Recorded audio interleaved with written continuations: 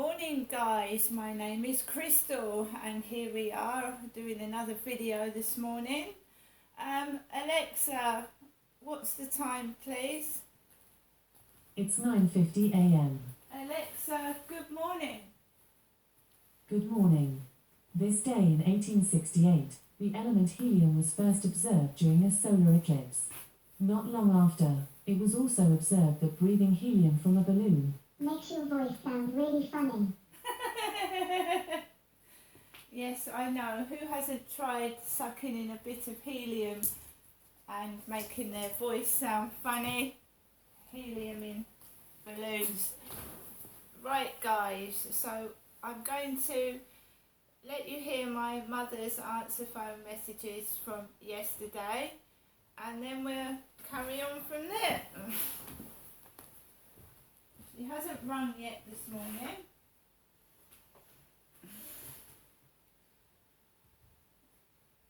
think we're about to get some rain. It is approaching 10 a.m.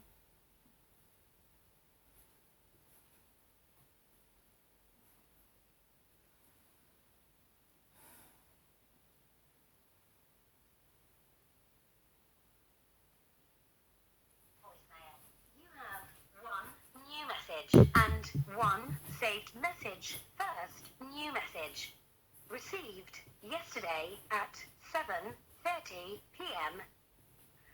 Good evening, Janesta. It's me, Jennifer, your mum, speaking to you from my landline phone to you, Janesta. Wishing you a good evening, good night, God bless, and I'll phone you tomorrow. Bye for now, Janesta. Love you. Bye. Message deleted. First saved message received yesterday at 1:15 p.m. Good afternoon, Janesta. It's me, Jennifer, your mum, speaking from my landline phone to you, Janesta. Hoping you're having a good day, thinking of you, and I'll try and give you another ring later on this evening to wish you good night and God bless. Have a good afternoon, Janesta. Bye. Right. So that's my mum's answer phone messages from yesterday. She hasn't rung this morning. I have had a phone call. I haven't answered it because I don't know exactly who it is. 01642, which is in Middlesbrough. Alexa, where is Middlesbrough? Middlesbrough, England is a town in the northern part of England. It is located 83.1 miles north of Sheffield, England. And I don't know where Sheffield is. Alexa, where is Sheffield? Sheffield is a city in the northern part of England. It is located 64.9 miles north of Birmingham, England. So Alexa, how far away is Rochester from Middlesbrough? From Middlesbrough, Rochester is 435.4 kilometres away by car. I haven't got a clue what that is. How many miles? Alexa, how many miles is 435 kilometres? 435 kilometres is about 270.3 miles. 270.3 miles away. Middlesbrough is away from me. I haven't got a clue who this is. They haven't left a voicemail message. It must be a canvassing number. That's all I can think it is. Middlesbrough.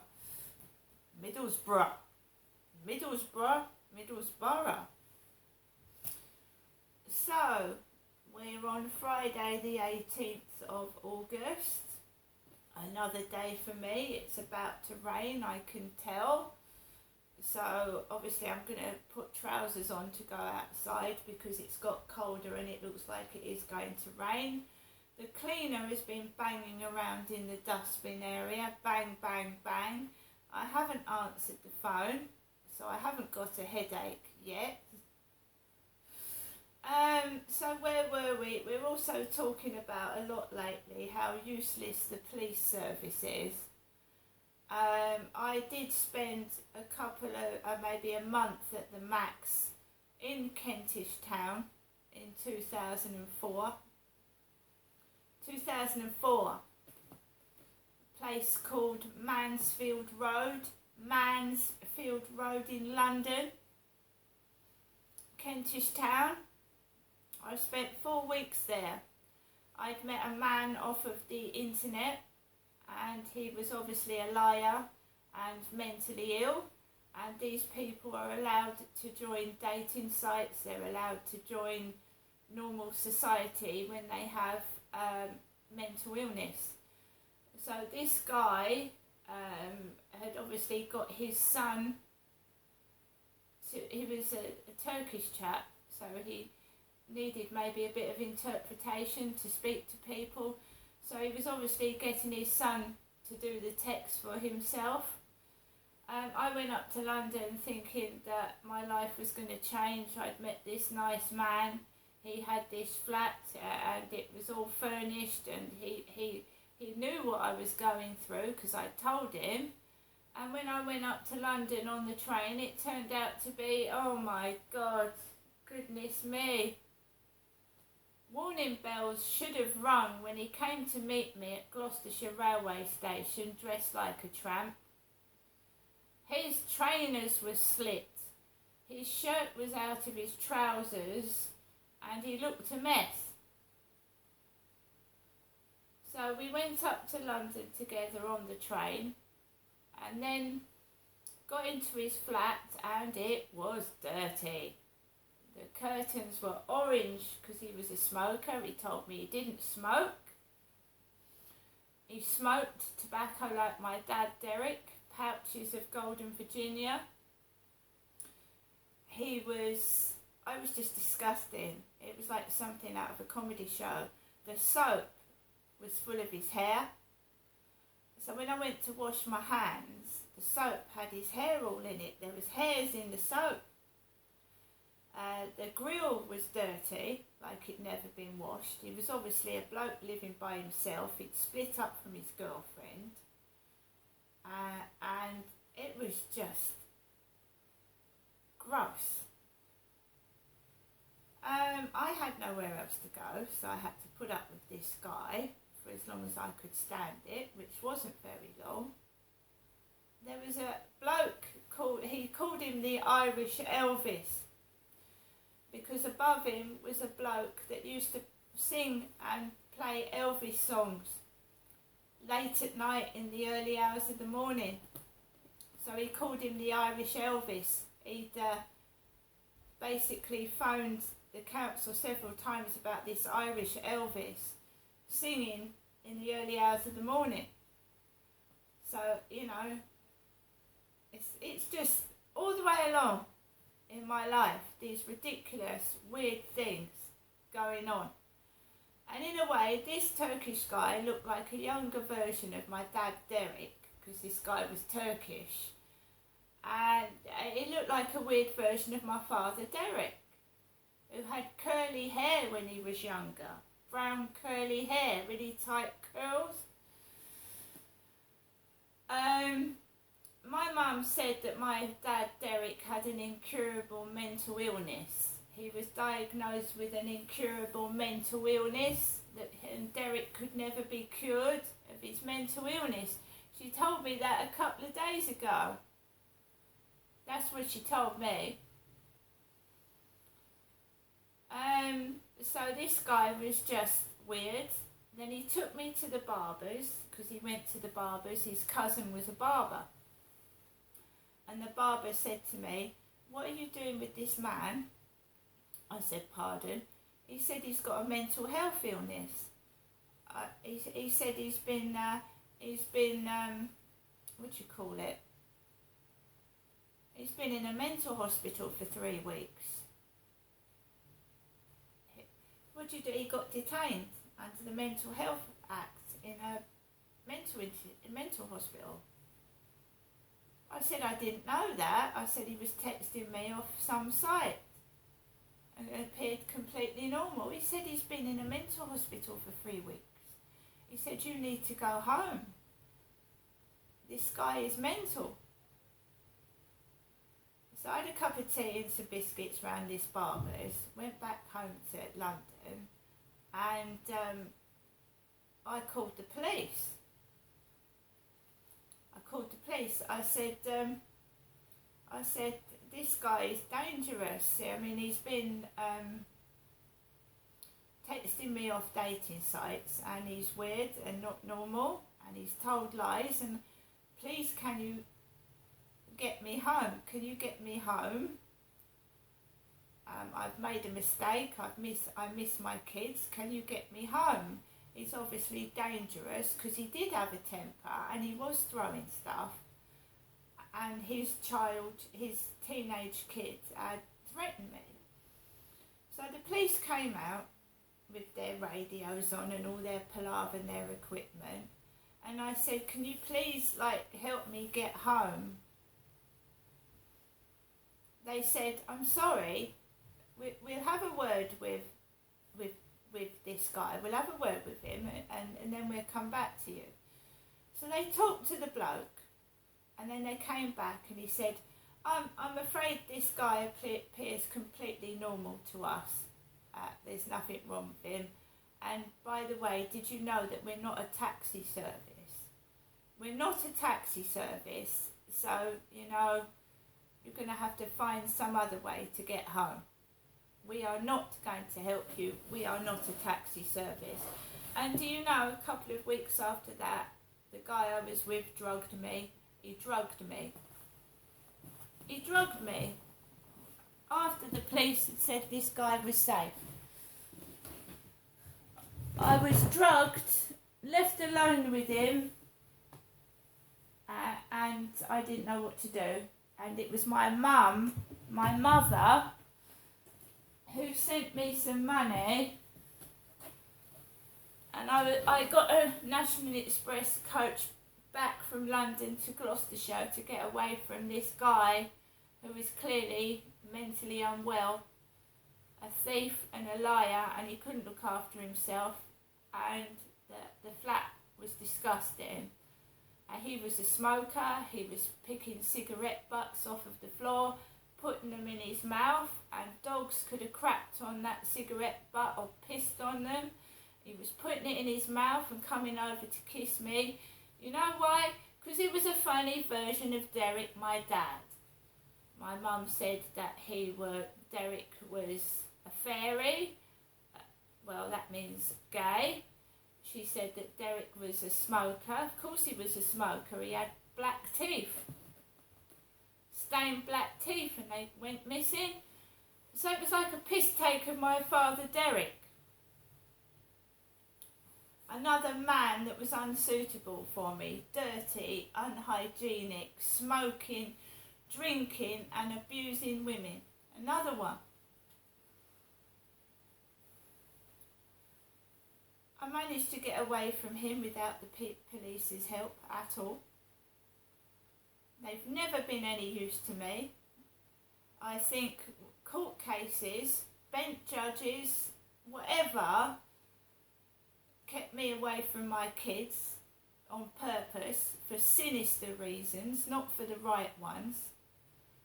To actually take a mother away from children is disgusting. And keep them with the father, it's very unusual. And I was a mother fighting for justice, not a father fighting for justice. I was a mother, because about that time there was fathers fighting for justice, protesting about women keeping children away from fathers. But I was being kept away from my children, and I was a mother. I was in unusual circumstances. You can't mix me up with Derek. Derek was 6'2".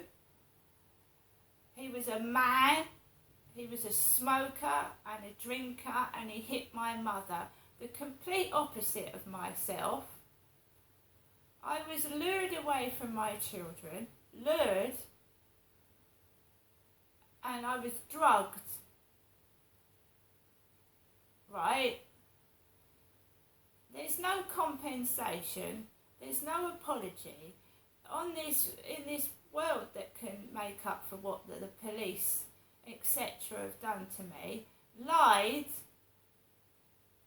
turned the tables on me, used me as a scapegoat to let God knows what go on while I was away from my kids. I'll never know what happened when I was told to stay away from my children by the police in Gloucestershire in 2008. So from 2008 up to now, I still don't know what's going on. My boys are adults. My daughter's an adult, and my other son is going to be adult in December. But I believe someone is still controlling them.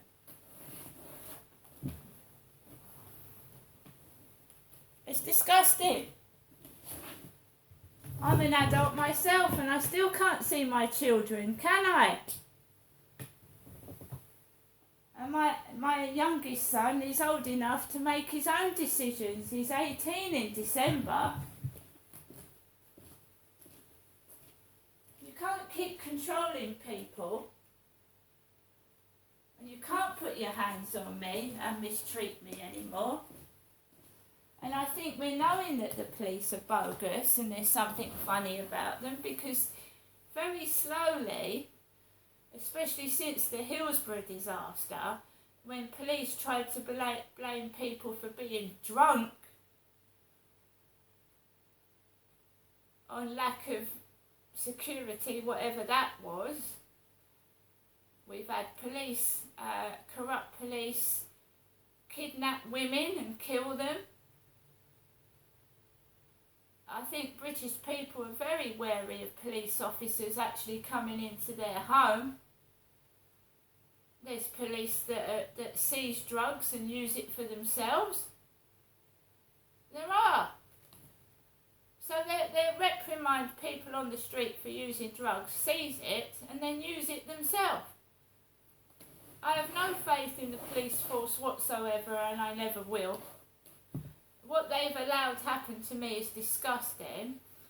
And when I phoned home and someone said that they had wired money to me, wired, which means electronically transferred money over to me, and I needed to go to the Kentish Town Police Station and they would help me go home.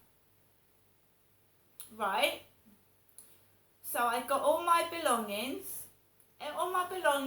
from London, Kentish Town, put them in a taxi. Taxi drove me to Kentish Town Police Station. I had 4 or 5 big bags of my stuff.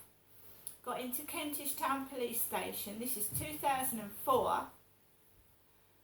And I said, yeah, I've just, my husband's worker has just got through to me and she's told me to come to you because you've got some money or you're going to help me go back to Gloucestershire. You know what they said?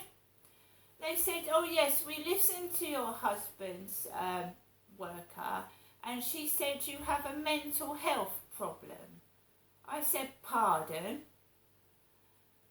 They said, she told us that you have a mental health problem.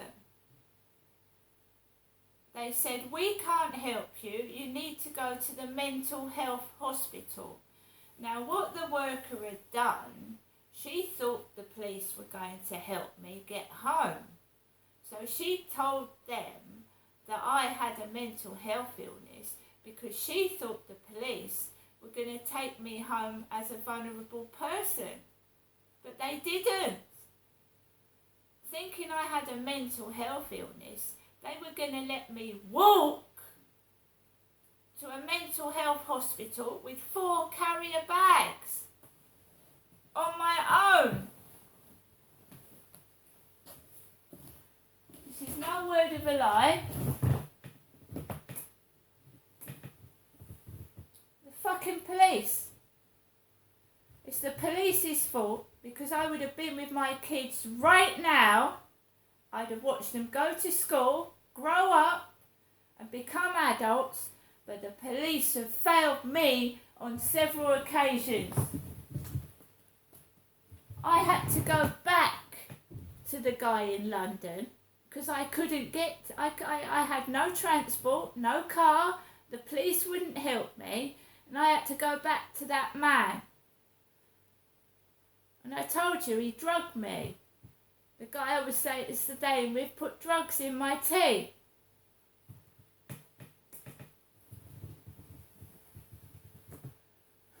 How could I get to a mental hospital with no... I said, can you take me to the hospital then? No, we can't. We're not a taxi service.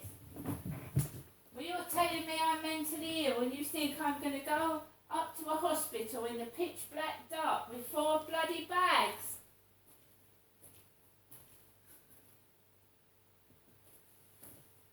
It's the police's fault I was taken away from my kids.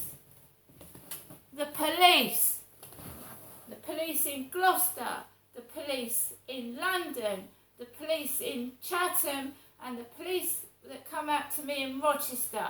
They don't do anything, they don't help, and they put me in danger by not doing anything. So now you know.